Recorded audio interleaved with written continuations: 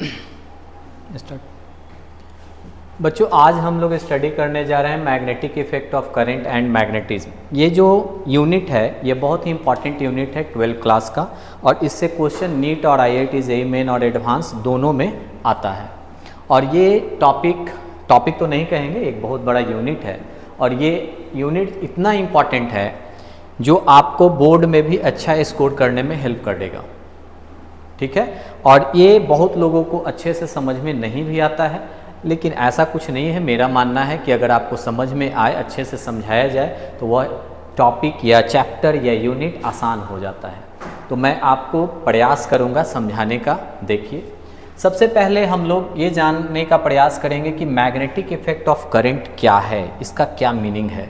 तो देखिए, करंट के पास बहुत टाइप का इफेक्ट होता है, यानी करंट मैग्नेट के जैसा भी, मतलब मैग्नेटिक इफेक्ट ऑफ करंट कहने का मतलब होता है कि करंट के थ्रू मैग्नेटिक फील्ड क्रिएट कर सकते हैं, यानी मैग्नेट का कंसेप्ट लाया जा सकता है। करंट के पास केमिकल इफेक्ट भी होता है, करंट के पास हीटिंग इफेक्ट भी होता है। अगर करंट का टोटल इफेक्ट पे अगर हम लोग नज़र डालें तो थोड़ा ध्यान से समझिएगा। इफेक्ट ऑफ करंट,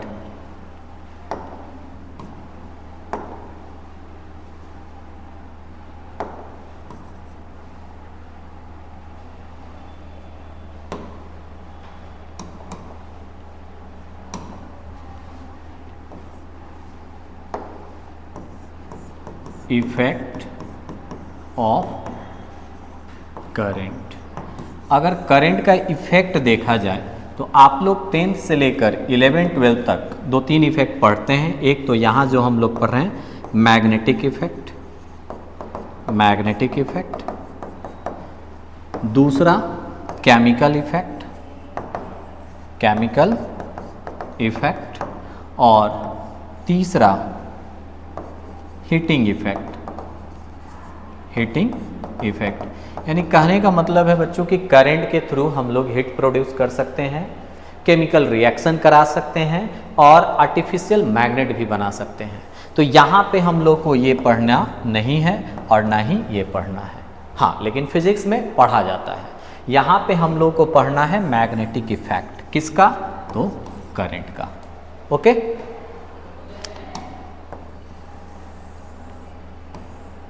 अब आगे हम लोग बढ़ते हैं।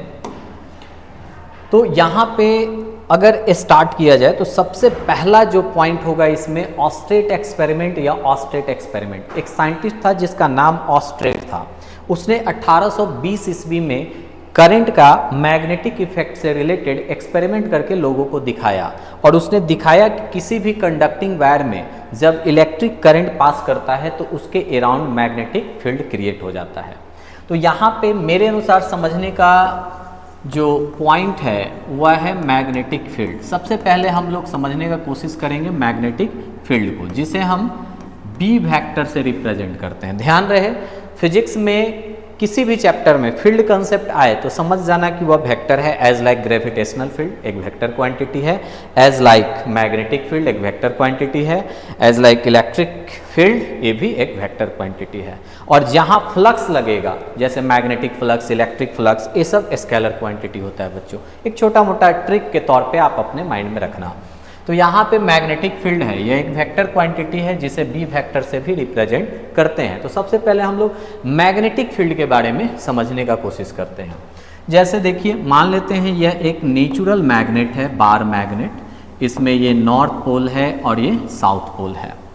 तो सबसे पहले माइकल फैराडे ने बताया कि किसी भी मैग्नेट से उसके अराउंड मैग्नेटिक फील्ड लाइंस निकलता है और इंटर करता है। जैसे फॉर एग्जांपल आप लोग पढ़े होंगे इलेक्ट्रोस्टैटिक्स में कि पॉजिटिव चार्ज से electric field lines come out होता है, बाहर निकलता है, ठीक है। पॉजिटिव इलेक्ट्रोस्टैटिक्स में पढ़ाया जाता है, ठीक है। और निगेटिव जो चार्ज होता है बच्चों, उसमें इलेक्ट्रिक फील्ड लाइंस इंटर करता है इस तरह से। ये कंसेप्ट किसने दिया था? रिकॉल करने का कोशिश करो। यह कंसेप्ट माइकल फैराडे ने दिया था, जो इलेक्ट्रोस्टैटिक्स में यूज होता है। इसे हम लोग इलेक्ट्रिक फील्ड लाइंस या इलेक्ट्रिक लाइंस ऑफ फोर्स भी कहते हैं। उसी तरह से माइकल फैराडे ने बताया कि ये जो मैग्नेट होता है, नॉर्थ पोल से मैग्नेटिक फील्ड लाइंस निकलता है और साउथ पोल में इंटर करता है एक्सटर्नली इस तरह से। और इनसाइड क्या होता है, तो साउथ पोल से नॉर्थ पोल पे आता है। और ये जो लाइन है बच्चों, इसे हम लोग कहते हैं मैग्नेटिक फील्ड लाइंस या मैग्नेटिक लाइंस ऑफ फोर्स। जैसे इसे कहते हैं इलेक्ट्रिक लाइंस ऑफ फोर्स, उसी तरह से इसे भी बोलते हैं मैग्नेटिक लाइंस ऑफ फोर्स या मैग्नेटिक फील्ड लाइंस। ये जो कंसेप्ट है ये हाइपोथेटिकल कंसेप्ट है, यानी इमेजिनरी है, ऐसा कोई भी रियल में नहीं, ऐसा मतलब कहने का ये सेंस है कि ना ही इलेक्ट्रिक फील्ड लाइंस होता है रियल में और ना ही मैग्नेटिक फील्ड लाइंस रियल में होता है, ऐसा माना गया है माइकल फैराडे के द्वारा।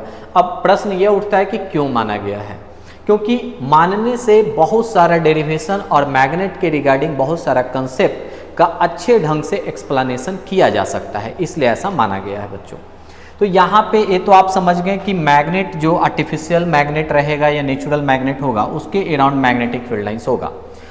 जैसे यहाँ पे तो नेचुरल बार मैग्नेट हो गया। आर्टिफिशियल मैग्नेट की बात की जाए तो हम एक क्या करेंगे कि लोहे का कील ले लेंगे, काटी ले लेंगे, ठीक है, ये लोहे का काटी है और इसमें कॉपर वायर को हम उंड कर देंगे, लपेट देंगे बच्चों। सपोज करो इस पे इस तरह से हम कॉपर वायर को लपेट दिए और इसमें करंट हम लोग देंगे, तो जब जैसे ही इसमें करंट देंगे तो ये भी क्या हो जाता है, मैग्नेट बन जाता है। ऐसा आप लोग 8 या 9th क्लास में पढ़े होंगे शायद। तो इसे हम लोग आर्टिफिशियल मैग्नेट कहते हैं। तो ऑस्ट्रेट ने बताया कि जब किसी भी कंडक्टिंग वायर में इलेक्ट्रिक करंट पास करता है तो इसके चारों तरफ मैग्नेटिक फील्ड क्रिएट हो जाता है। क्या क्रिएट हो जाता है बच्चों, मैग्नेटिक फील्ड। और यहाँ पे मैग्नेटिक फील्ड को हम लोग इस तरह से सर्कुलर फॉर्म में दिखाते हैं। ये मैग्नेटिक फील्ड का डायरेक्ट, इसी पे अगर मैग्नेटिक फील्ड का डायरेक्शन निकालना होगा तो हम लोग टेंजेंट ड्रॉ कर देंगे। फॉर एग्जाम्पल अगर इस पॉइंट पे कोई कहेगा, बताओ ये तो मैग्नेटिक फील्ड लाइंस को सर्कल बता रहा है, इस पॉइंट पे कोई कहेगा कि मैग्नेटिक फील्ड का क्या डायरेक्शन होगा, तो यहाँ पे ऐसे टेंजेंट ड्रॉ करेंगे, वो मैग्नेटिक फील्ड बी का डायरेक्शन बताएगा। कोई कहेगा यहाँ पर मैग्नेटिक फील्ड का क्या डायरेक्शन होगा, तो यहाँ पे इस तरह से टेंजेंट ड्रॉ कर देगा। यानी मैग्नेटिक फील्ड लाइंस पे जो हम टेंजेंट ड्रॉ करते हैं वह रिप्रेजेंट करता है direction of magnetic field. Magnetic field क्या है, तो किसी भी मैग्नेट के अराउंड इफेक्टिव स्पेस, किसी भी मैग्नेट के अराउंड जो इफेक्टिव स्पेस होगा उसे हम लोग मैग्नेटिक फील्ड कहेंगे।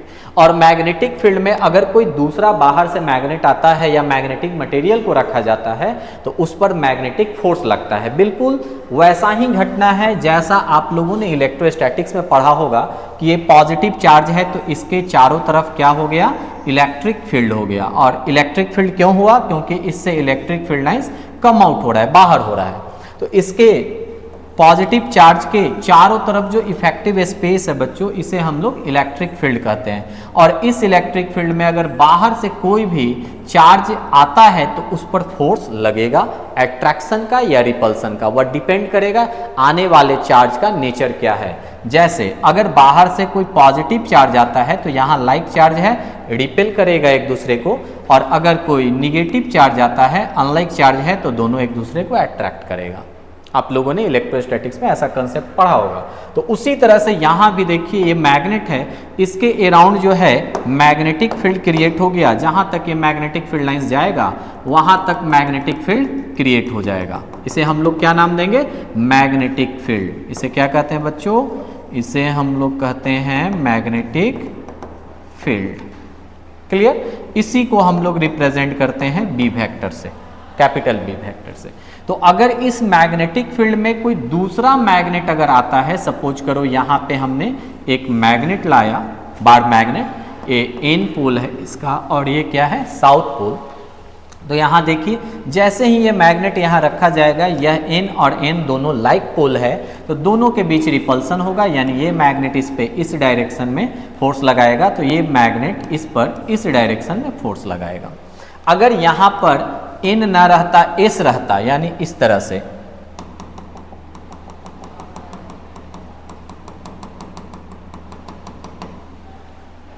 यहां पे सपोज कर लो कि एस हम लिख देते हैं, ठीक है, और यहां एन। तो एस और एन एक दूसरे को क्या करेगा, अट्रैक्ट करेगा। यानी जिस तरह से like charge repel to each other, unlike charge attract to each other, उसी तरह से like pole repel to each other, unlike pole attract to each other. Clear. तो ये कंसेप्ट हो गया मैग्नेटिक फील्ड का। ये जो मैग्नेटिक फील्ड टर्म है, अगर कोई पूछे what do you mean by magnetic field, तो शॉर्टली आप इसे इस तरह से भी डिफाइन कर सकते हो, effective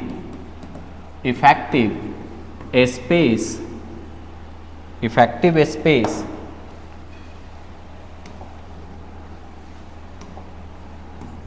around any magnet and conducting wire is called MF कहने का मतलब मैग्नेटिक फील्ड। बहुत ही सिंपल वे में मैं आपको समझाने का कोशिश कर रहा हूँ, समझने का कोशिश कीजिए। मैग्नेटिक फील्ड क्या है? तो मैग्नेटिक फील्ड किसी भी मैग्नेट या कंडक्टिंग वायर के अराउंड जो इफेक्टिव स्पेस होगा उसे हम लोग मैग्नेटिक फील्ड कहेंगे। तो यहाँ मैंने क्या लिखा? Effective space around any magnet और conducting wire is called magnetic field. तो मैग्नेटिक फील्ड का अब और भी थोड़ा आगे बढ़ते हैं कि मैग्नेटिक फील्ड का कंसेप्ट कैसे आया, सबसे पहले किसने बताया, ये सब हम लोग देखेंगे।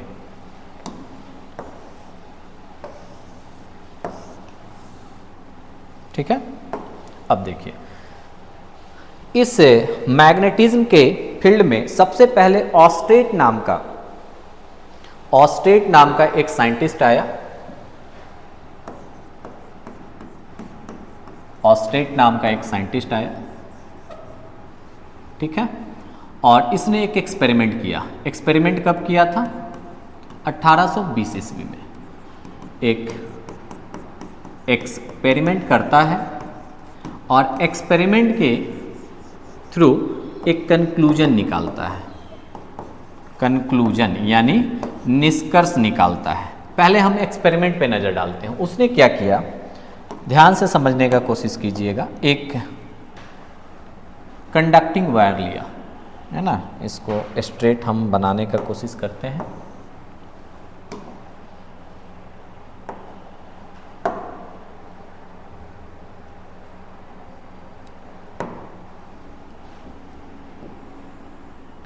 एक कंडक्टिंग वायर ले लिया, ठीक है, और कंडक्टिंग वायर के नीचे या साइड में मैग्नेटिक नीडल को रखता है बच्चों। तो हम यहाँ पर एक मैग्नेटिक नीडल को दिखाते हैं।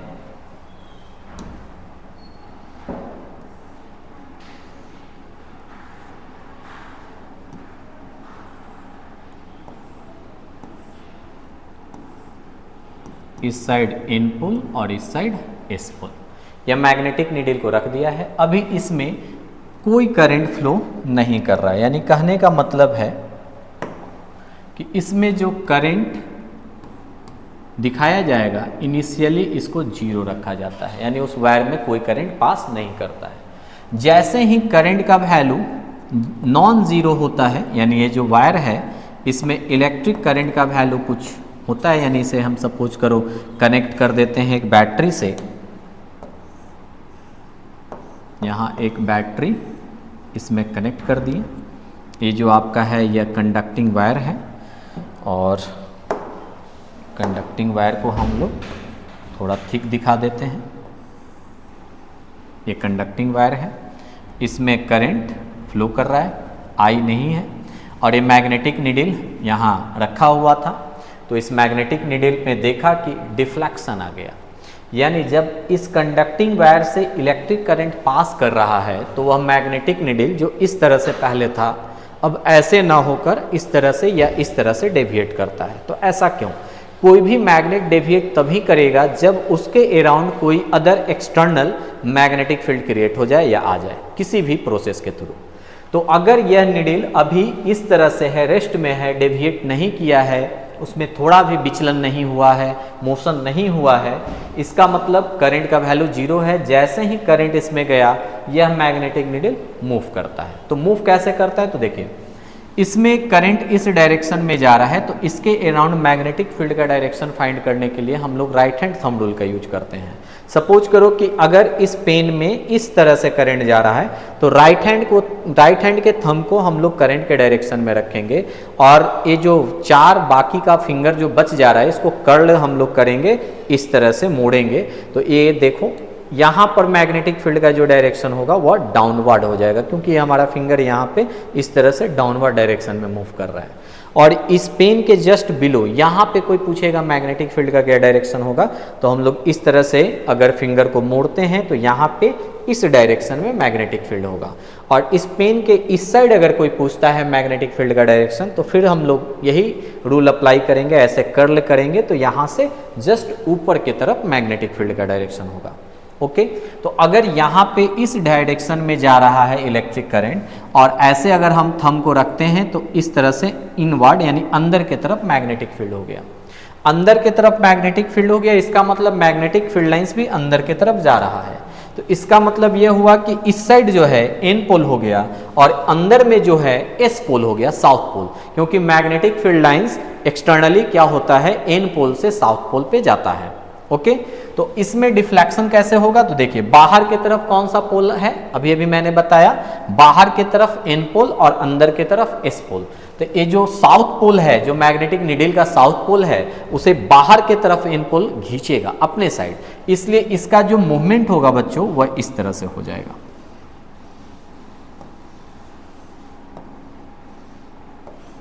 इधर आ जाएगा एस पोल और इधर हो जाएगा एन पोल। और जब ऑस्ट्रेट ने डायरेक्शन चेंज किया करंट का, तो ये जो डिफ्लेक्शन है ये भी चेंज हो गया। यानी जब करंट का हम इस तरह से डायरेक्शन चेंज कर देंगे, सपोज कीजिए कि यह कंडक्टिंग वायर है, ठीक है, और इसे कनेक्ट किया गया है बैटरी से, लेकिन बैटरी का जो टर्मिनल है उसे हमने चेंज कर दिया, ये हो गया नेगेटिव टर्मिनल, ये हो गया पॉजिटिव टर्मिनल। तो अब करंट जो है इधर से आएगा इस तरह से और कंडक्टिंग वायर में इस तरह से अब फ्लो करेगा। ठीक है, पहले लेफ्ट टू राइट करंट जा रहा था, लेकिन अब जो है राइट टू लेफ्ट करंट जाएगा। तो ये जो मैग्नेटिक नीडल है उसका मूवमेंट कैसे हो जाएगा बच्चों, जो ऐसे था वह अब इस ढंग से मूव करेगा। ये हो जाएगा एस, ये हो जाएगा एन और इस तरह से मुड़ जाएगा। यानी जो इस साइड में मुड़ा था अब उस साइड में मुड़ेगा। इसका कहने का ये मतलब हुआ कि अगर हम कंडक्टिंग वायर में इलेक्ट्रिक करंट का डायरेक्शन चेंज करते हैं तो मैग्नेटिक फील्ड जो उसके अराउंड डेवलप होता है उसका भी डायरेक्शन चेंज हो जाएगा। ये कंक्लूजन निकलता है। यानी ऑस्टेट ने जो एक्सपेरिमेंट किया 1820 ईस्वी में, उससे कुछ इंपॉर्टेंट कंक्लूजन निकला। पहला कंक्लूजन क्या निकला याद रखिएगा, फर्स्ट पॉइंट मैं बोलकर समझा रहा हूं। फर्स्ट पॉइंट ये कि किसी भी कंडक्टिंग वायर के अराउंड मैग्नेटिक फील्ड डेवलप होता है, कब, जब उसमें करंट फ्लो करता है। दूसरा, मैग्नेटिक फील्ड का डायरेक्शन चेंज होता है करंट के डायरेक्शन के चेंज होने से। और भी क्या पॉइंट निकलेगा जो इसने बताया, उसने बताया कि करंट का आप अगर मैग्नीट्यूड बढ़ाते हो यानी करंट का स्ट्रेंथ बढ़ाते हो तो इसके अराउंड जो मैग्नेटिक फील्ड डेवलप होता है उसका स्ट्रेंथ भी बढ़ता है, जिसका यूज आगे चल के बायोट और सैबॉट ने अपने लॉ में किया था, जो आगे हम लोग स्टडी करेंगे। और भी कुछ इंपॉर्टेंट पॉइंट इसमें आया है जो मैं कंक्लूजन के तौर पे आपको पढ़ाऊंगा। देखिए, ऑस्टेट एक्सपेरिमेंट एक छोटा सा एक्सपेरिमेंट था जिसे आप लोगों ने अच्छे तरीके से समझ लिया होगा। अब कुछ और भी कंक्लूजन है चार्ज के रिगार्डिंग। यहां मैं एक एक पॉइंट को डील करने जा रहा हूं, ध्यान से समझने का कोशिश कीजिए। देखिए, चार्ज जो है, चार्ज को हम रेस्ट में रख सकते हैं, चार्ज को मोशन प्रोवाइड कर सकते हैं। तो मोशन दो टाइप का होता है, आपको पता ही होगा, यूनिफॉर्म और नॉन यूनिफॉर्म। तो अगर चार्ज को हम मोशन कराते हैं, लेकिन कैसा, यूनिफॉर्म मोशन कराते हैं, तो उस कंडीशन में क्या होगा वो भी देखेंगे, रेस्ट में क्या होगा वो भी देखेंगे हम लोग।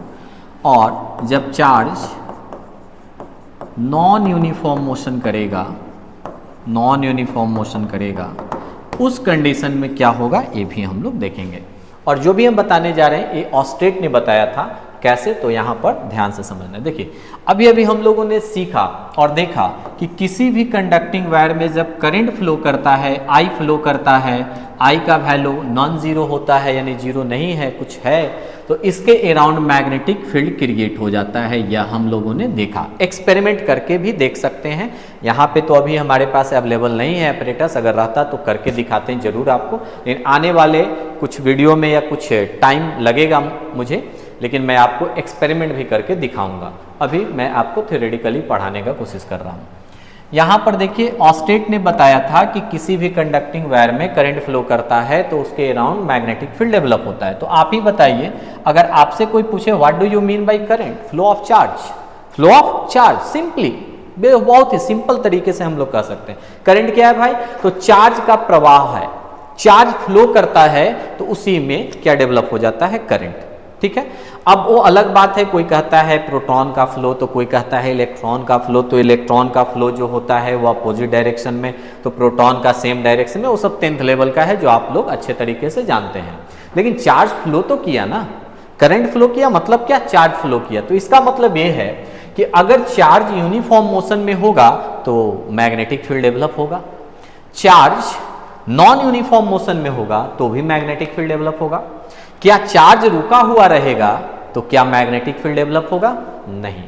देखिए फील्ड का अगर बात किया जाए 12th क्लास में, फील्ड है ना, तो जनरली दो फील्ड हम लोग पढ़ते हैं, एक इलेक्ट्रोस्टैटिक यूनिट में पढ़ते हैं इलेक्ट्रिक फील्ड, और दूसरा मैग्नेटिज्म में हम लोग पढ़ रहे हैं अभी क्या, मैग्नेटिक फील्ड। तो ये दोनों फील्ड जो है एक तरह से इफेक्टिव स्पेस है। इलेक्ट्रिक फील्ड चार्ज के कारण डेवलप होता है, स्टेशनरी चार्ज के कारण, और मैग्नेटिक फील्ड अभी अभी आपको लग रहा होगा कि करंट के कारण ही केवल फ्लो करता है, नहीं, चार्ज के मोशन के कारण भी फ्लो करता है। और बता देते हैं कि चार्ज जब रेस्ट में रहता है तो केवल इलेक्ट्रिक फील्ड डेवलप होता है बच्चों, ई का मतलब समझ जाना है, इलेक्ट्रिक फील्ड। और चार्ज जब यूनिफॉर्म मोशन में रहता है बच्चों तो उस कंडीशन में इलेक्ट्रिक फील्ड और मैग्नेटिक फील्ड दोनों डेवलप होता है। ओके, और चार्ज जब नॉन यूनिफॉर्म मोशन में होता है बच्चों तो इस कंडीशन में क्या क्या डेवलप होता है, याद रखना है आप लोगों को, इलेक्ट्रिक फील्ड डेवलप होता है, मैग्नेटिक फील्ड डेवलप होता है, और क्या डेवलप होता है, radiant energy in the form of EMW, EMW electromagnetic wave, for example sunlight. यानी चार्ज को जब आप नॉन यूनिफॉर्म मोशन प्रोवाइड कराओगे तो उस कंडीशन में इलेक्ट्रिक फील्ड डेवलप होगा, मैग्नेटिक फील्ड डेवलप होगा, और इलेक्ट्रोमैग्नेटिक वेव भी डेवलप होगा। इलेक्ट्रोमैग्नेटिक वेव जो है ये एक चैप्टर के तौर पे 12th क्लास में पढ़ना है, बहुत ही छोटा सा चैप्टर है लेकिन इंपॉर्टेंट है।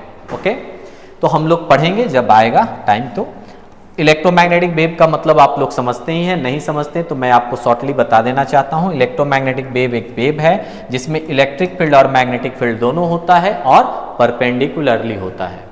परपेंडिकुलरली क्यों होता है तो इसका प्रूफ हम लोग BSc में पढ़ते हैं, और ऐसे हम लोग जो 11-12 में पढ़ते हैं वह डायरेक्ट हम लोग प्रोपगेशन का जो डायरेक्शन होता है, अगर x के लॉन्ग लाइट प्रोपगेट कर रहा है EMW तो इलेक्ट्रिक फील्ड y पे दिखा देते हैं, मैग्नेटिक फील्ड z पर दिखा देते हैं, या z पर इलेक्ट्रिक फील्ड और y पर मैग्नेटिक फील्ड दिखा देते हैं। ओके, अब हम लोग थोड़ा और आगे बढ़ते हैं। यहाँ पे हम लोग को मेनली ये जानना था कि चार्ज है ना, चार्ज का जो स्टेट है, अवस्था है, एक रेस्ट का, दूसरा मोशन का। मोशन में दो अवस्था, एक यूनिफॉर्म और दूसरा नॉन यूनिफॉर्म।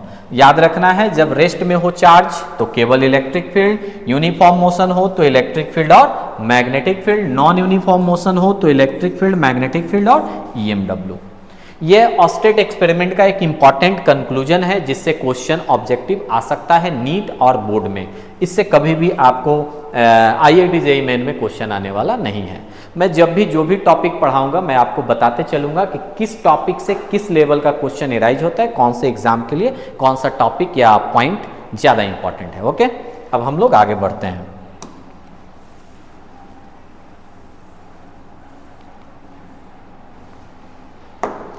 तो अगला जो इसमें इंपॉर्टेंट है, यानी जो हम लोग पढ़ रहे हैं मैग्नेटिक इफेक्ट ऑफ करंट और मैग्नेटिज्म। अभी तक हम लोगों ने बस इंट्रोडक्शन के तौर पे ऑस्टेट एक्सपेरिमेंट को देखा, उसका कंक्लूजन को समझा, एक्सपेरिमेंट को समझा।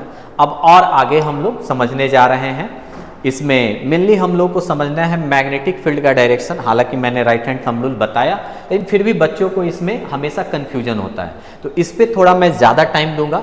और जब डायरेक्शन फाइंड करना, उसके सारे कंसेप्ट को आप लोग समझ लेंगे, तो फिर मैं आऊँगा बायोट-सैवर्ट लॉ पर और उसका एप्लीकेशन, और फिर उससे रिलेटेड नीट का क्वेश्चन, जेईई मेन और जेईई एडवांस का क्वेश्चन हम लोग करेंगे। ओके, तो यहाँ पे थोड़ा मैग्नेटिक फील्ड का डायरेक्शन हम लोग देख लेते हैं। जो मैग्नेटिक फील्ड लाइंस है उसका कंसेप्ट समझ लेते हैं। कंक्लूजन तो ऑस्टेट एक्सपेरिमेंट का समझ ही गए हो आप लोग। तो यहाँ पर देखना, मैं यहाँ पर कुछ लाइन ड्रॉ करता हूँ।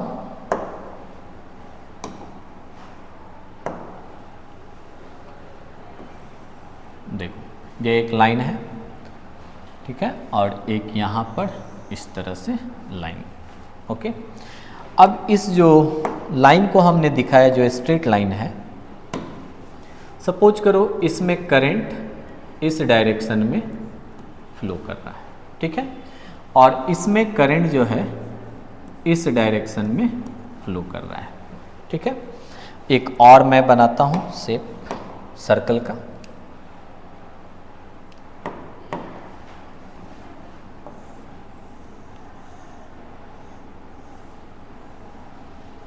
ठीक है, उसमें भी करंट का डायरेक्शन हम लोग दिखाते हैं। सपोज करो एंटी क्लॉकवाइज करंट का डायरेक्शन है, ये करंट आई है, ठीक है। यहाँ स्ट्रेट वायर हमने दिखाया, यहाँ भी स्ट्रेट वायर दिखाया, ठीक है।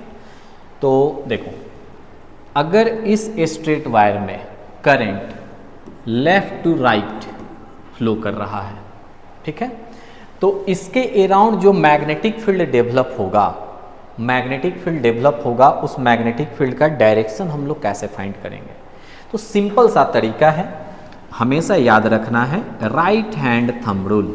Right hand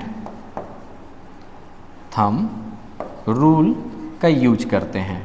right hand thumb rule दो कंडीशन में यूज होता है, एक स्ट्रेट करंट के लिए, स्ट्रेट करंट के लिए, और दूसरा सर्कुलर करंट के लिए, सर्कुलर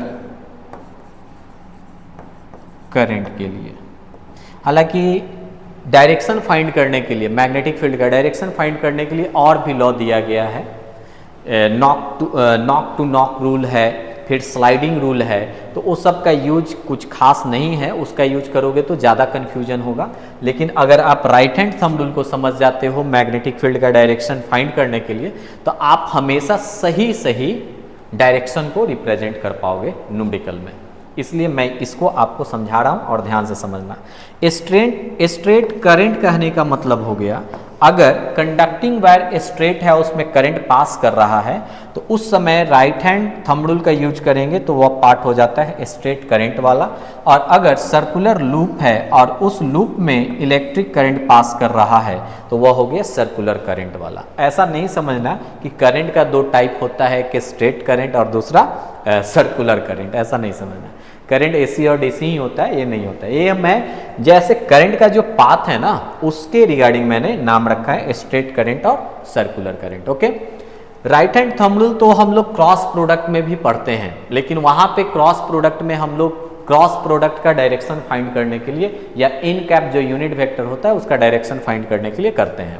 यहाँ भी कुछ उसी ढंग से करेंगे, लेकिन यहाँ पे मैग्नेटिक फील्ड का डायरेक्शन फाइंड करने के लिए बच्चों हम लोग इसका यूज करेंगे। राइट हैंड थंब रूल कहता है कि जैसे सपोज करो कि ये जो लाइन है ये स्ट्रेट है, कंडक्टिंग वायर है, तो करना क्या है स्ट्रेट वाले में, सर्कुलर वाले में नहीं। मैं यहाँ एक बीच में लाइन ड्रॉ कर दे रहा हूँ, ठीक है।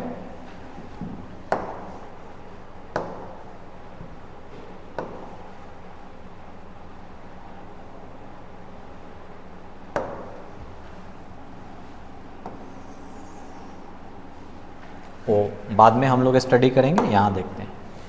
थंब जो है, थंब वह करंट का डायरेक्शन अगर बताएगा, किसका डायरेक्शन बताएगा बच्चों? थंब करंट का डायरेक्शन बताएगा। और थंब कौन से हैंड का? तो याद रखना है राइट हैंड का, ठीक है। अगर थंब करंट का डायरेक्शन बताएगा तो जो मुड़ा हुआ फिंगर होगा, कर्लिंग फिंगर, वह डायरेक्शन बताएगा मैग्नेटिक फील्ड का।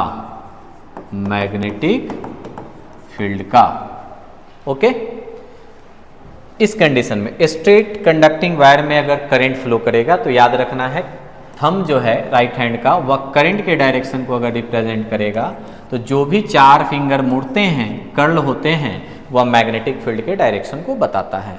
फॉर एग्जाम्पल, अगर कोई कहेगा कि बताइए इस वर्टिकल कंडक्टिंग वायर में करंट नीचे से ऊपर की तरफ जा रहा है, यानी बॉटम से टॉप की तरफ जा रहा है, तो इस पॉइंट पे सपोज करो ये पॉइंट P है, इस पॉइंट P पर मैग्नेटिक फील्ड का क्या डायरेक्शन होगा। तो इस पॉइंट पे मैग्नेटिक फील्ड के डायरेक्शन को फाइंड करने के लिए हम लोग फिर से समझने का कोशिश कीजिए। राइट हैंड, मेरा ये राइट हैंड है, तो राइट हैंड इस तरह से देखिए, सॉरी ये मेरा राइट हैंड है, सॉरी ये जो है राइट हैंड हो गया आपके लिए। तो आपके लिए ऐसे अगर मुड़ते हैं, आप ध्यान से समझिए, देखिए अगर हम यहाँ पढ़ा रहे हैं तो इस तरह से मैं खड़ा हो जाऊंगा तो ये मेरा राइट हैंड हो जाएगा, ये मेरा लेफ्ट हैंड हो जाएगा। लेकिन जब मैं सामने आ रहा हूँ तो आपको लग रहा होगा ये जो मेरा हैंड है यह आपके लिए लेफ्ट में होगा, ये राइट में होगा। तो मैं अपने अनुसार चलता हूँ, आप अपने अनुसार जब पढ़ रहे हो वीडियो को वॉच करोगे तो अपने अनुसार राइट हैंड को देखना। तो ये जो मेरा है इस तरह से अगर मैं बोर्ड पे आता हूँ तो ये मेरा राइट हैंड है बच्चों।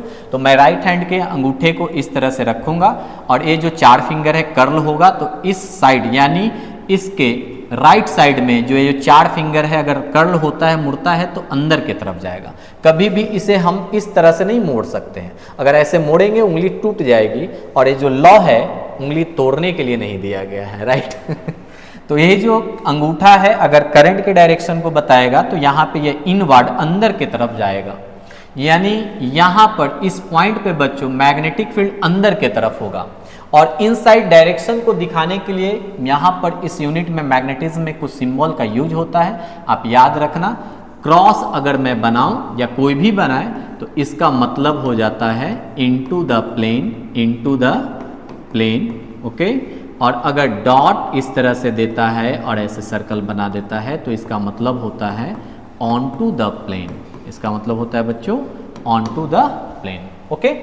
तो यहाँ पर अगर मैग्नेटिक फील्ड का डायरेक्शन दिखाना हो तो हम क्रॉस सिंबल यूज करेंगे या डॉट सिंबल यूज करेंगे, आप बताओ, सोचो क्या होगा। तो देखो फिर से देखो, करंट ऊपर जा रहा है, कर्ल फिंगर इनसाइड, यानी यहाँ पे क्रॉस सिंबल का यूज होगा बच्चों। यानी यहाँ पर जो मैग्नेटिक फील्ड होगा वह इनटू द प्लेन होगा, इनसाइड होगा। लेकिन अगर आपसे कोई पूछता है यहाँ पे बताओ मैग्नेटिक फील्ड का क्या डायरेक्शन होगा, तो ध्यान से समझो, करंट ऊपर जा रहा है इस तरह से, है ना। और अगर इस पे हम अंगूठा रखते हैं तो इस साइड तो इनसाइड अंदर गया, बट इस तरह से यह फिंगर जब आएगा इस साइड लेफ्ट साइड, है ना, तो बाहर की तरफ आ रहा है। यानी यहां पर मैग्नेटिक फील्ड जो होगा वह ऑन टू द प्लेन होगा, तो डॉट सिंबल से हम मैग्नेटिक फील्ड यहां दिखाएंगे। बात समझ में आ गया आप लोगों को।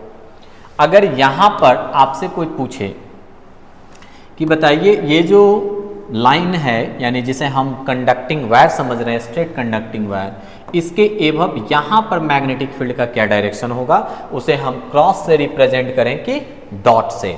तो देखो क्या करेंगे, करंट के डायरेक्शन में सबसे पहले हम अंगूठा को रख देंगे और इस तरह से यहाँ समझ लो ऐसे करंट जा रही है, तो ऐसे जब रखेंगे तो देखो ये जो 4 फिंगर है नीचे में तो इनसाइड, बट ऊपर जब आएगा तो बाहर की तरफ आएगा।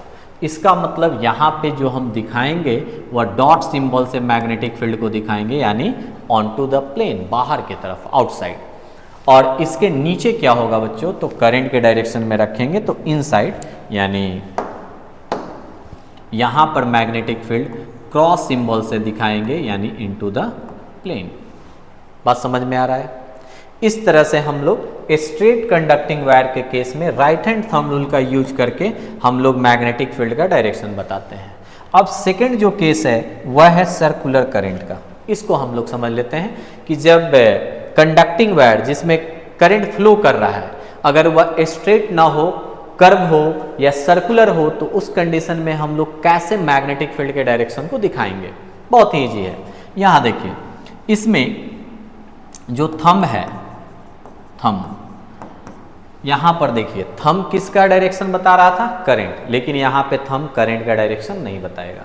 यहाँ पर थंब जो है वह मैग्नेटिक फील्ड के डायरेक्शन को बताएगा बच्चों, मैग्नेटिक फील्ड के डायरेक्शन को बताएगा, और जो मुड़ा हुआ फिंगर होगा, है ना, वो बताएगा करंट के डायरेक्शन को। किसके डायरेक्शन को बताएगा बच्चों? करंट के डायरेक्शन को। तो देखिए यहाँ पे इस तरह से एंटी क्लॉकवाइज डायरेक्शन में करंट फ्लो कर रहा है, तो हम क्या करेंगे, जो कर्ल फिंगर है इसको हम ऐसे रख देंगे इसके डायरेक्शन में, इस तरह से, ठीक है, ऐसे रख दिए, बात समझ रहे हो?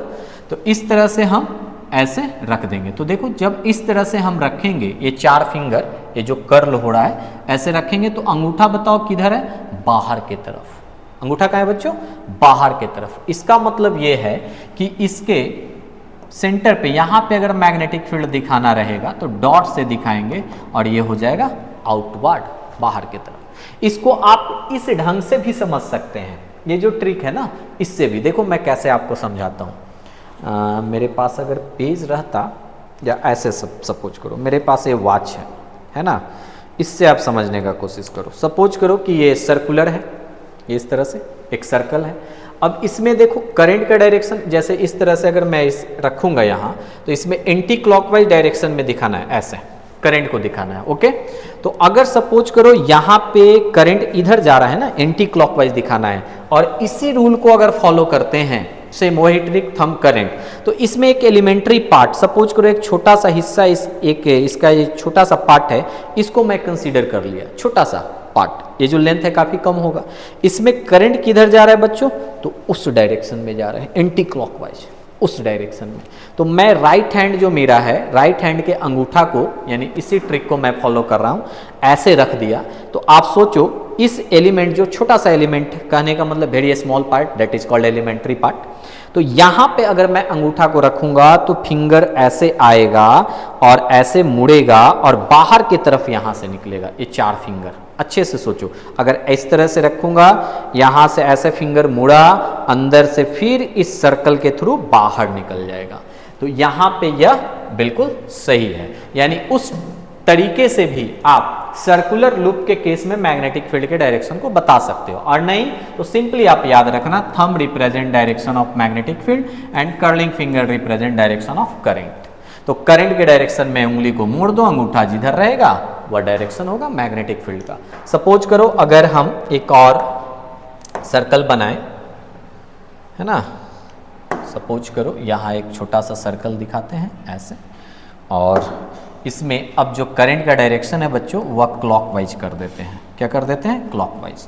तो हम क्या करेंगे, ट्रिक क्या है, thumb represent direction of magnetic field and curl finger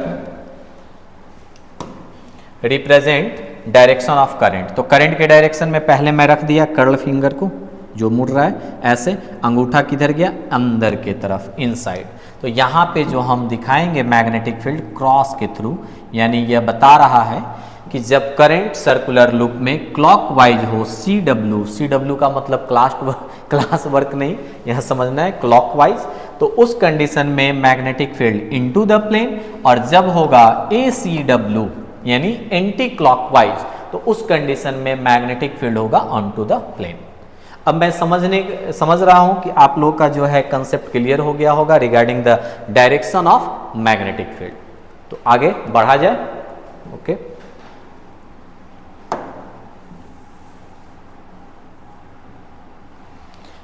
अब जो है हम लोग पढ़ेंगे बच्चों Biot-Savart law. Biot-Savart law.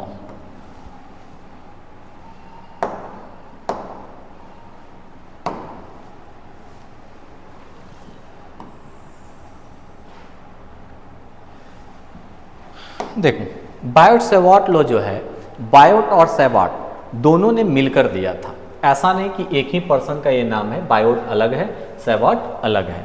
Oersted ने सबसे पहले, आप लोग बात को समझने का कोशिश करो, ये जो ऑस्टेट नाम का साइंटिस्ट आया, उसने एक्सपेरिमेंट करके बताया कि अगर करंट फ्लो करेगा, चार्ज फ्लो करेगा, तो उसके कारण मैग्नेटिक फील्ड डेवलप होगा। लेकिन मैग्नेटिक फील्ड का मैग्नीट्यूड क्या होगा, मैग्नेटिक फील्ड का मैग्नीट्यूड क्या होगा, कितने डिस्टेंस पे क्या मैग्नीट्यूड होगा, इसका कैलकुलेशन ऑस्टेट ने नहीं किया था। वह बस एक्सपेरिमेंट करके बताया कि मैग्नेटिक इफेक्ट शो हो रहा है, यानी करंट के पास जिस तरह से केमिकल इफेक्ट होता है, हीटिंग इफेक्ट होता है, उसी तरह से करंट के पास क्या होता है, मैग्नेटिक इफेक्ट भी होता है। ऑस्ट्रेट ने बताया था। उसके बाद इस दोनों ने बताया कि अगर आर डिस्टेंस पर, यानी मान लो कि मैं एक कंडक्टिंग वायर हूं, मेरे अंदर करंट फ्लो कर रहा है, तो हमसे आर डिस्टेंस पर उस पॉइंट पर क्या मैग्नेटिक फील्ड होगा, इसका कैलकुलेशन बायट-सैवर्ट लॉ के थ्रू किया जाता है। बायट-सैवर्ट ने क्या बताया उसको थोड़ा ध्यान से समझने का कोशिश हम लोग करेंगे। सबसे पहले मैं एक कंडक्टिंग वायर दिखा देता हूँ। स्ट्रेट भी हो सकता है, कर्व भी हो सकता है, ये कोई फिक्स नहीं कि हमेशा स्ट्रेट ही होगा।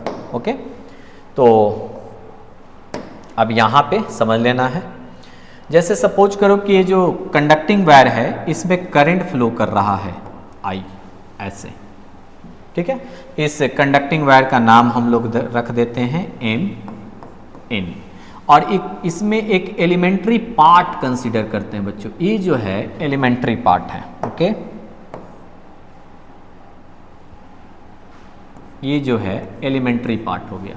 यानी कहने का सेंस यह है कि ये जो कंडक्टिंग वायर है इसका लंबाई इनफाइनाइट भी हो सकता है, कुछ सर्टेन वैल्यू भी हो सकता है ना।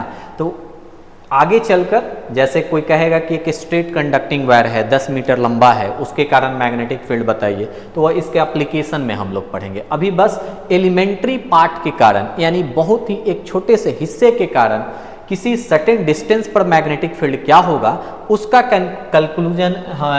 कैलकुलेशन करेंगे बायट-सैवर्ट लॉ के द्वारा। ध्यान से समझिएगा। सपोज कीजिए कि ये जो एलिमेंट्री पार्ट है इसका लेंथ कितना है, dl है, और इस एलिमेंट्री पार्ट से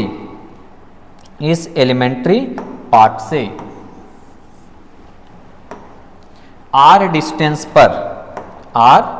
डिस्टेंस पर सपोज कीजिए यहाँ एक पॉइंट हम लोग कंसीडर करते हैं। यहाँ ये है पॉइंट P। इस P पॉइंट पर मैग्नेटिक फील्ड क्या होगा, है ना। ये कैलकुलेशन हम लोग करेंगे किसके द्वारा, बायट-सैवर्ट लॉ के द्वारा। बायट-सैवर्ट लॉ कहता है कि अगर ये पार्ट एलिमेंट्री है, बहुत ही छोटा है, तो इसके कारण जो मैग्नेटिक फील्ड यहाँ होगा वो भी काफ़ी छोटा होगा। तो B का मतलब मैग्नेटिक फील्ड होता है और dB का मतलब हो गया very very small magnetic field. Okay, तो बायट और सैवर्ट ने लॉ के द्वारा यानी एक्सपेरिमेंट के आधार पर ऐसा उसने बताया। उसने भी एक्सपेरिमेंट, दोनों भी एक्सपेरिमेंट किया, और इससे पहले जो ऑस्ट्रेट आया उसने भी एक्सपेरिमेंट किया। तो ऑस्ट्रेट ने एक्सपेरिमेंट करके बस इफेक्ट को बताया, कुछ कंक्लूजन दिया। इस दोनों ने एक्सपेरिमेंट करके मैग्नेटिक फील्ड का मैग्नीट्यूड निकाला, उसका वैल्यू निकाला। कैसे निकाला तो देखो, on the basis of experiment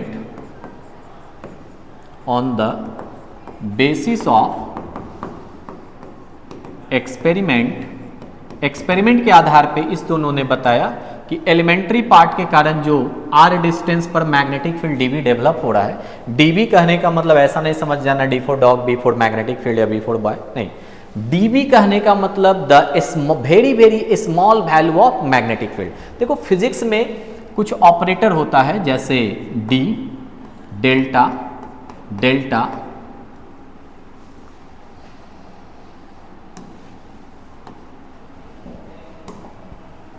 फिर डेल, यहाँ पे देखो सिंबल में कुछ, यहाँ से शुरू से मैं बता दे रहा हूँ। देखो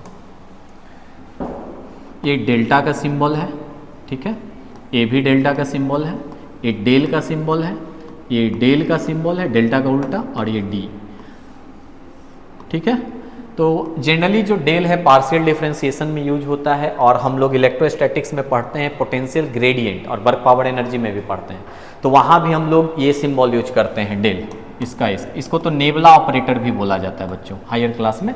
और ये हो गया capital delta, small delta, small del, capital del, और ये डी। ये जिस क्वांटिटी में लग जाता है, जनरली सामान्य रूप से, हमेशा ऐसा नहीं होता है, 100 में 99% केसेज में फिजिक्स में अगर यह लग जाए किसी फिजिकल क्वांटिटी में, तो समझना ये है कि उसका वैल्यू काफ़ी छोटा है या चेंज को बता रहा है। अगर B का मतलब मैग्नेटिक फील्ड होता है तो DB का मतलब very very small magnetic field होगा। ओके, L का मतलब अगर लेंथ होता है तो DL का मतलब वेरी वेरी स्मॉल लेंथ होगा। ओके, तो देखो इसने बताया क्या कि जो मैग्नेटिक फील्ड dB है वह डायरेक्टली प्रोपोर्शनल टू आई होता है बच्चों। इसमें जो करंट आई फ्लो कर रहा है ना, उसके मैग्नीट्यूड से डायरेक्टली प्रोपोर्शनल होता है। और क्या बताया, ये जो dB है ये डायरेक्टली प्रोपोर्शनल होता है dl के।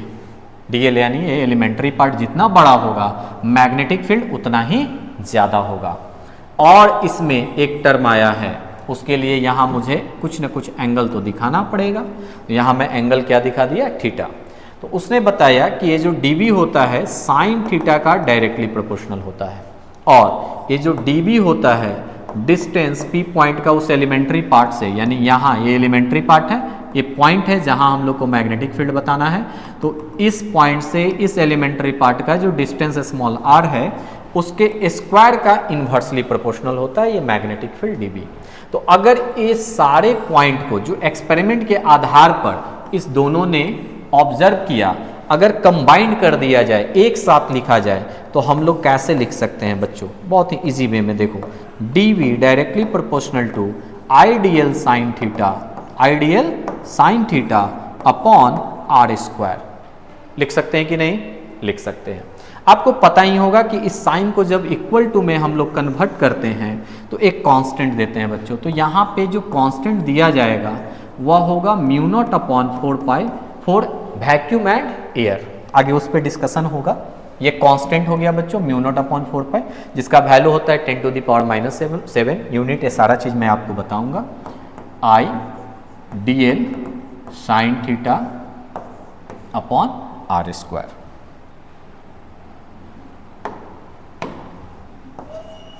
ये हो गया बहुत ही इंपॉर्टेंट रिजल्ट जो कि बायोट सैबॉट लॉ से आया है। यानी बायोट और सैबॉट ने दोनों मिलकर एक्सपेरिमेंट किया और उस एक्सपेरिमेंट के आधार पर बताया कि मैग्नेटिक फील्ड जो है करंट का डायरेक्टली प्रोपोर्शनल, यानी करंट बढ़ेगा मैग्नेटिक फील्ड का वैल्यू बढ़ेगा, करंट घटेगा मैग्नेटिक फील्ड का वैल्यू घटेगा। मैग्नेटिक फील्ड एलिमेंट्री पार्ट के लेंथ का डायरेक्टली प्रोपोर्शनल, यानी जितना बड़ा वायर होगा उतना ही ज्यादा मैग्नेटिक फील्ड का मैग्नीट्यूड होगा। वायर जितना छोटा होगा लेंथ में, मैग्नेटिक फील्ड उतना ही छोटा होगा मैग्नीट्यूड में। और उसने बताया कि dB साइन थीटा का डायरेक्टली प्रोपोर्शनल होता है। ये साइन थीटा के रिगार्डिंग कुछ इंपॉर्टेंट पॉइंट समझ लो। जैसे मैंने आपको बताया कि थीटा यहाँ दिखाया गया ऊपर, अब कोई कहेगा नहीं आप नीचे से थीटा दिखा दो भाई, है ना, तो क्या अलग हो जाएगा वैल्यू? नहीं, ध्यान रहे, आप थीटा ऊपर से भी बनाकर दिखा सकते हो, नीचे से भी बनाकर दिखा सकते हो। ऐसा क्यों? क्योंकि अगर ऊपर का एंगल थीटा है तो नीचे का एंगल आप क्या लिख दोगे, आप लिखोगे 180 डिग्री माइनस थीटा। बात को समझ रहे हो? और अच्छे से याद करो, ट्रिगो पढ़े हो तो sine 180 degree minus theta sine theta ही होता है। तो इसलिए आप ऊपर का एंगल दिखाओ या नीचे का एंगल, उससे रिजल्ट पर कोई फर्क पड़ने वाला नहीं है। तो यहाँ का एंगल जितना ज्यादा होगा मैग्नेटिक फील्ड का मैग्नीट्यूड भी उतना ही ज्यादा होगा। बात समझ रहे हो? अब यानी साइन थीटा जैसे 0 डिग्री साइन 0 होता है और 90 डिग्री पे मैक्सिमम वैल्यू 1 मिलता है। यानी सबसे ज़्यादा जब ऐसे आप रखोगे, बिल्कुल हॉरिजॉन्टल ऐसे रखोगे तो थीटा 90 डिग्री होगा। इन दैट केस इसके कॉरस्पॉन्डिंग मैग्नेटिक फील्ड मैक्सिमम मिलेगा। बात को आप लोग समझ रहे हो? यह था बायोट सैबॉट लॉ। अब इस रिजल्ट के आधार पर कुछ और भी हम लोग डिस्कस करेंगे, इसे आप लोग नोट कर लीजिए।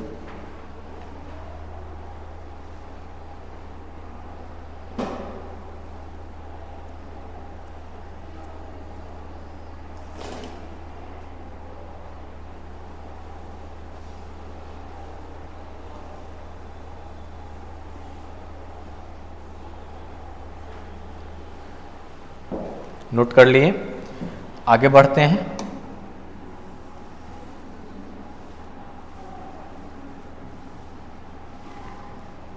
देखिए, बात को थोड़ा ध्यान से समझना है। जो बायोट सैबॉट लॉ में रिजल्ट आया है dB equals to mu naught upon 4 pi I dl sine theta upon r square, ये रिजल्ट हम लोग को मिला था। ठीक है, अब इस रिजल्ट के रिगार्डिंग जो है कुछ डिस्कशन हो जाए। जैसे यहाँ पे सबसे पहले म्यू नॉट को समझेंगे क्या है। तो देखिए, म्यू नॉट को हम लोग कहते हैं ऑब्सोल्यूट परमिएबिलिटी ऑब्सोल्यूट परमिएबिलिटी या परमिएबिलिटी ऑफ फ्री स्पेस भी बोलते हैं। ओके, और म्यू नॉट अपॉन 4 पाई का वैल्यू होता है 10⁻⁻7 टेस्ला मीटर पर एम्पियर। ये कैसे आया आगे चलकर आपको पता चलेगा, यूनिट टेस्ला मीटर पर एम्पियर ही क्यों होता है। तो ये वैल्यू आपको याद रखना है। ये भी याद रखना है कि यहाँ जो म्यू नॉट लिखा गया है इसके साथ म्यू आर भी होता है। जिस तरह से आप लोगों ने इलेक्ट्रोस्टैटिक्स में एप्सिलॉन नॉट और एप्सिलॉन आर को एप्सिलॉन लिखे थे, याद कीजिए, यह ऑब्सोल्यूट परमिटिविटी है, यह रिलेटिव परमिटिविटी है, यह डाइलेक्ट्रिक कांस्टेंट कहते हैं जब कैपेसिटर पढ़ते हैं तो। और दोनों को मल्टीप्लाई करके जब लिखते हैं तो इसे क्या बोल देते हैं, परमिएबिलिटी ओनली, परमिएबिलिटी।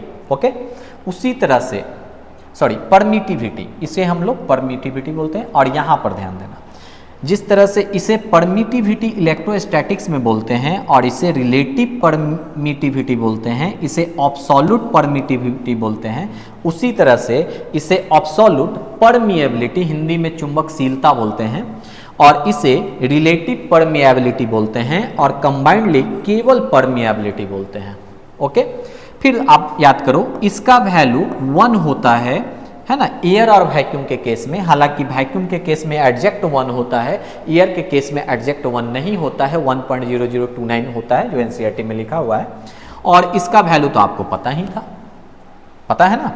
तो जब एयर और वैक्यूम में चार्ज रखा जाता है तो इसको ना लिखकर केवल हम लोग एप्सिलॉन नॉट को ही एप्सिलॉन के बदले लिखते हैं। ठीक है, तो उसी तरह से बच्चों जब मैग्नेट या मैग्नेटिक फील्ड का जो कंसेप्ट होता है वो अगर केवल वैक्यूम और एयर में कंसीडर किया जा रहा है तो वहाँ पे इसका वैल्यू हम लोग 1 ले लेते हैं और केवल म्यू नॉट लिखते हैं, यानी ऑब्सोल्यूट परमिएबिलिटी लिखते हैं। बात समझ गए। और अगर आपसे कोई पूछे कि म्यू नॉट का वैल्यू क्या होता है तो 4 पाई इंटू 10⁻⁻7 एसआई में आप बता सकते हो। क्लियर। ये देखो यहाँ जो टी लिखे हैं, टी का मतलब समझना है बच्चों टेस्ला। टी का मतलब क्या समझना है, टी का मतलब समझना है टेस्ला। टेस्ला जो है मैग्नेटिक फील्ड का एसआई यूनिट है, मैग्नेटिक फील्ड का बी का एसआई यूनिट है टेस्ला, और सीजीएस यूनिट होता है गॉस। टेस्ला साइंटिस्ट नेम है इसलिए याद रखना है। यहाँ देखो मैं पॉइंट करके लिख दे रहा हूँ, SI unit of B. B कहने का मतलब मैग्नेटिक फील्ड। ये होता है टेस्ला, टेस्ला साइंटिस्ट नेम है। सिंबल इसका होता है कैपिटल टी। ठीक है। सीजीएस यूनिट ऑफ बी यह होता है गॉस। गॉस भी साइंटिस्ट नेम है तो ध्यान रहे स्मॉल, फुल स्पेलिंग स्मॉल में लिखना है और सिंबल कैपिटल में। टेस्ला और गॉस में रिलेशन होता है, 1 टेस्ला 10⁴ गॉस होता है, इसे भी याद रखना है। मैग्नेटिक फील्ड का एक और एसआई यूनिट हो सकता है weber per metre square, weber per metre square. Weber भी साइंटिस्ट नेम है। सिंबल अगर लिखना है वेबर का तो W बड़ा और B छोटा अपॉन मीटर स्क्वायर। अब वो कैसे होता है तो जब मैग्नेटिक फील्ड पढ़ेंगे वहाँ पे हम लोग देखेंगे कैसे वेबर पर मीटर स्क्वायर हुआ। तो यहाँ पे आपको समझ में आ गया होगा कि ये जो ऑब्सोल्यूट परमिएबिलिटी है यह क्या है, किस तरह से इसे हम अगर रिलेट करें इलेक्ट्रोस्टैटिक्स के एप्सिलॉन नॉट से तो कुछ कंसेप्ट मिलेगा और इजी वे में हम लोग को याद हो जाएगा। अब इस पे अगला जो पॉइंट है उसे भी मैं डिस्कस यहाँ कर रहा हूँ, ध्यान से समझने का कोशिश कीजिए। अगर आपसे कोई पूछे कि एक वायर है और वह स्ट्रेट है, वह क्या है बच्चों, स्ट्रेट। इस तरह से एक स्ट्रेट वायर हमने लिया, पूरा हॉरिजॉन्टल उसे मैं दिखाता हूँ। सपोज करो इस तरह से एक वायर हम लोगों ने कंसीडर किया। ठीक है, यह आप लोगों को रट लेना है, यहाँ मैं लिख भी दे रहा हूँ, है ना। ये इंपॉर्टेंट रिजल्ट है जिससे मैं क्वेश्चन कराऊंगा। ये फॉर्मूला क्या करना है बच्चों, रटना है, याद रखना है आपको ताकि न्यूमेरिकल बने। ठीक है। अब यहाँ पे समझिए, यहाँ पे मैं एक स्ट्रेट वायर इस तरह से दिखाया। ठीक है, और इस स्ट्रेट वायर में इलेक्ट्रिक करंट को मैं पास करते हुए, आई जो इलेक्ट्रिक करंट है पास करते हुए दिखा रहा हूँ। कोई आपसे पूछे, ठीक है, कि इसमें एक एलिमेंट्री पार्ट कंसीडर कर लेना है यहाँ पर। ठीक है, तो ये हो गया डीएल। अब इस एलिमेंट्री पार्ट के कारण कोई आपसे पूछेगा यहाँ पर यह x डिस्टेंस है, बताइए मैग्नेटिक फील्ड क्या होगा। तो बहुत ही आसानी से हम लोग जवाब दे सकते हैं dv equals to mu naught upon 4 pi I D L sine 90 degree, क्योंकि देखिए यहाँ जो थीटा बनेगा वह कितना बनेगा 90 डिग्री का, अपॉन ये डिस्टेंस कितना है एक्स स्क्वायर, ये हो जाएगा। ओके, अगर कोई आपसे पूछे, है ना, सपोज कीजिए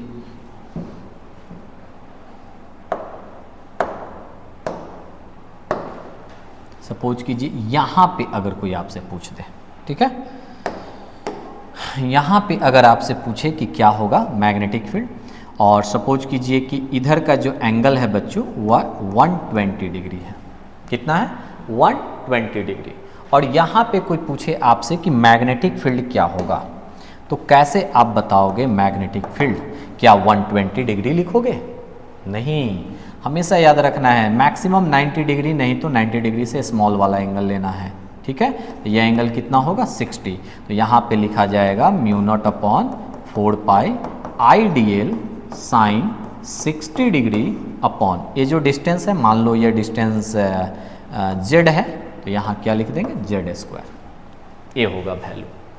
और देखो और केस में बता रहा हूँ, अगर कोई आपसे इस वायर के जस्ट पीछे बैक साइड यहाँ पूछ दे मैग्नेटिक फील्ड बताओ भाई क्या होगा, इजी वे में बता सकते हो मैग्नेटिक फील्ड यहाँ क्या होगा। देखो dB equals to mu naught by 4 pi तो लिखना ही है, ये तो कांस्टेंट है, आई डी एल लिखना ही है क्योंकि करंट इसमें पास कर रहा है आई, और डी एल एलिमेंट्री पार्ट का लेंथ हमने माना है, और अपॉन सपोज करो यहाँ से यहाँ का जो डिस्टेंस है वह x1 है, यहाँ से यहाँ तक का डिस्टेंस, तो यहाँ पर x1 स्क्वायर हो जाएगा बच्चों, और साइन 0 डिग्री या 180 डिग्री लिखोगे। बात को ध्यान से समझना, अगर इस तरह से लाते हो ऐसे तो देखो क्या हो जाएगा 180 डिग्री हो जाएगा, ठीक है। जब 180 डिग्री होगा तो साइन 0 रखो, क्योंकि इस साइड से घटाओगे सब्ट्रैक्ट करोगे तो 0 मिलेगा, तो साइन 0 कितना हो जाता है, साइन 0 0 होता है, और साइन 180 भी 0 होता है। तो इस कंडीशन में जो मैग्नेटिक फील्ड मिलेगा वह 0 मिलेगा। इसका मतलब यह है कि वायर के बैक साइड यानी in front of conducting wire, है ना, अगर इधर से देखा जाए तो ये सामने है, ये इधर भी पॉइंट अगर लेंगे तो ये भी वायर के सामने होगा, और यहाँ भी मैग्नेटिक फील्ड 0 होगा। तो याद रखना है किसी भी कंडक्टिंग वायर के सामने, जैसे आई इस तरह से फ्लो अगर कर रहा है तो इसके सामने, है ना, यहाँ पर मैग्नेटिक फील्ड क्या हो जाएगा 0, यहाँ भी इसके बैक साइड अगर सामने देखा जाए तो मैग्नेटिक फील्ड 0 हो जाएगा। रीजन क्या है, साइन थीटा वाला जो टर्म है उसका वैल्यू 0 हो जाता है साइन 180 या साइन 0 लेने पर। बात समझ रहे हो? तो और भी कुछ इंपॉर्टेंट पॉइंट है जिसे मैं डिस्कस कर रहा हूं, आपको वीडियो में बने रहना है। हो सकता है ज़्यादा बड़ा हो तो बोरिंग फील हो जाए, लेकिन आपको तो कंपटीशन फाइट करना है, सीखना है, तो बोरिंग क्या, आपको तो सीखना है, तो सीखने का कोशिश करो। अब देखो अगला जो पॉइंट है बच्चों, उसे ध्यान से समझना। अभी तक हम लोगों ने देखा कि डिफरेंट पॉइंट पे किसी भी एलिमेंट्री पार्ट के कारण कैसे मैग्नेटिक फील्ड का कैलकुलेशन करेंगे बायोट-सैवर्ट लॉ का यूज करके। अब यहाँ पर बायोट-सैवर्ट लॉ का थोड़ा वेक्टर फॉर्म देख लो, vector form of BS law, short में हम लोग इसे बीएस लॉ भी बोलते हैं। तो देखो ये इंपॉर्टेंट है, ये याद रहे, आईआईटी जेईई मेन ये सब के लिए इंपॉर्टेंट नहीं है, नीट में भी आ सकता है, और नहीं तो ये बोर्ड के लिए यानी +2 जो एग्ज़ाम होगा 12 एग्ज़ाम उसके लिए इंपॉर्टेंट है। dV mu naught upon 4 pi I D L sine theta upon R square, ये था बायोट-सैवर्ट लॉ, ठीक है। इसे वेक्टर फॉर्म में लिखना है। तो वेक्टर फॉर्म में लिखने का तरीका क्या है कि जो भी फिजिकल क्वांटिटी वेक्टर है उस पर वेक्टर साइन दे देना है। तो यहाँ देखो जो लेफ्ट साइड में मैग्नेटिक फील्ड dB है यह एक वेक्टर क्वांटिटी है, तो इस पर हमने वेक्टर साइन दे दिया। राइट साइड में जो है IDL, जिसे हम लोग करंट एलिमेंट कहते हैं बच्चों, इसे हम लोग क्या बोलते हैं, करंट एलिमेंट। बात को ध्यान से समझना, अगर कोई DL पूछेगा तो DL को कहना है elementary length of conducting wire. कोई आई पूछे तो इसे क्या बोलना है, इलेक्ट्रिक करंट। लेकिन अगर कोई आईडीएल लिख दे तो इसका नाम क्या रखा गया है, करंट एलिमेंट। अब आपसे पूछा जाए कि करंट बताओ वेक्टर है कि स्केलर, तो आप क्या जवाब दोगे, स्केलर। डीएल लेंथ, अगर शॉर्टेस्ट होगा यानी डिस्प्लेसमेंट के तरह अगर ट्रीट करते हैं तो ये क्या हो जाता है, वेक्टर। तो अगर आपसे कोई पूछे कि आईडीएल क्या है तो याद रखना है यह वेक्टर क्वांटिटी है। अब कैसे वेक्टर क्वांटिटी हो गया, तो थोड़ा वेक्टर में चलते हैं। 11th क्लास जो बेसिक आप लोगों ने पढ़ा होगा। आई कैप एक ऑर्थोगोनल यूनिट वेक्टर है जो एक्स एक्सिस के अलॉन्ग होता है। जे कैप भी ऑर्थोगोनल यूनिट वेक्टर है जिसे रेक्टेंगुलर यूनिट वेक्टर भी कहते हैं, या वाई एक्सिस के अलॉन्ग होता है। और के कैप जो है जेड एक्सिस के अलॉन्ग होता है, ये भी ऑर्थोगोनल यूनिट वेक्टर है। तो इसमें अगर हम एक नंबर से मल्टीप्लाई कर दें जो कि स्केलर है, एज लाइक 2, तो ये जो क्वांटिटी है वेक्टर बन गया।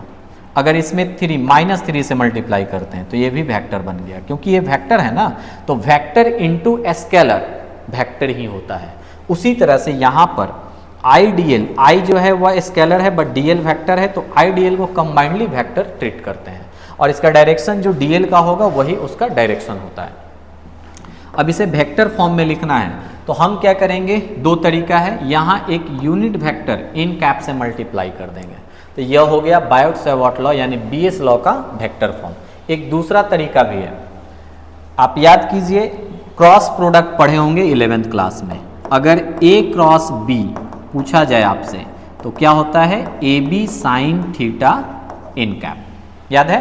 तो उसी ढंग से यहाँ पे क्रॉस प्रोडक्ट का हम यूज करेंगे और लिख सकते हैं। यहाँ देखिए जो इन कैप लिखा गया है, इन कैप के जगह बहुत लोग आर कैप भी लिख देता है, तो आप इन कैप भी लिख सकते हैं, आर कैप भी लिख सकते हैं। बहुत सारा स्टडी मटेरियल आप पढ़ोगे जैसे एलिन का, फिटजी का, तो उसमें इन कैप लिखा है। कुछ और जैसे पुराना बंसल का पैकेज पढ़ते हो या एससी वर्मा का बुक पढ़ते हो तो उसमें आर कैप लिखा गया है, ठीक है। तो दोनों लिख सकते हो तुम। अब देखो जो यूनिट वेक्टर होता है, अगर हम आर कैप लिखते हैं तो इससे लिखेंगे R vector upon magnitude of R vector. Generally unit vector find करने का तरीका होता है vector upon magnitude of vector. तो अगर इस वैल्यू को यहाँ पे रख दिया जाए और इसे देखो ऐसे भी लिख सकते हैं, vector R upon magnitude of R, mod और वेक्टर साइन हटा दें यानी वह केवल मैग्नीट्यूड को बताता है। तो इसी बायोट-सैवर्ट लॉ का वेक्टर फॉर्म क्या हो जाएगा, वह हो जाएगा mu naught upon 4 pi I D L sine theta R cap. यहाँ पे पहले से आर स्क्वायर है और इसके कारण एक और आएगा यहाँ आर, तो क्या हो जाएगा आर क्यूब। यानी जिस तरह से आप लोगों ने कूलम्ब्स लॉ का वेक्टर फॉर्म पढ़ा होगा इलेक्ट्रोस्टैटिक्स में, कुछ उसी ढंग से यहाँ भी लिखा जा रहा है। एक और वेक्टर फॉर्म हो सकता है, साइन थीटा को अगर रिमूव किया जाए तो आप कैसे लिखोगे, यहाँ थोड़ा समझ लो, I D L sine theta, ऐसे है ना। तो इसे आप इस ढंग से लिख सकते हो, I D L cross R vector, है ना। अगर यहाँ आप क्रॉस प्रोडक्ट दोगे तो यहाँ पे देखो क्या हो जाए, यहाँ जैसे ही क्रॉस दोगे तो इसे तोड़ कर लिखोगे D L I D L R sine theta, और नीचे क्या है आर क्यूब वहाँ पे है, तो ये जो आर यहाँ आएगा वह कैंसिल हो जाएगा, तो ओवरऑल आर स्क्वायर ही आएगा। तो आप इस ढंग से लिख सकते हो D B equals to mu naught upon 4 pi I D L cross R vector upon R cube. ये भी वेक्टर फॉर्म है। और वेक्टर फॉर्म लिखने के लिए जनरली +2 यानी बोर्ड में जो क्वेश्चन एराइज होता है उसमें इससे क्वेश्चन आता है। इसे कभी भी आपको IIT जेईई मेन एडवांस या नीट में नहीं अभी तक आया है, बोर्ड में जनरली आता है। ये जो मैं आपको बताया बोर्ड के पॉइंट ऑफ व्यू से बताया, ओके। इसके बाद और भी कंसेप्ट आगे हम लोग देखेंगे।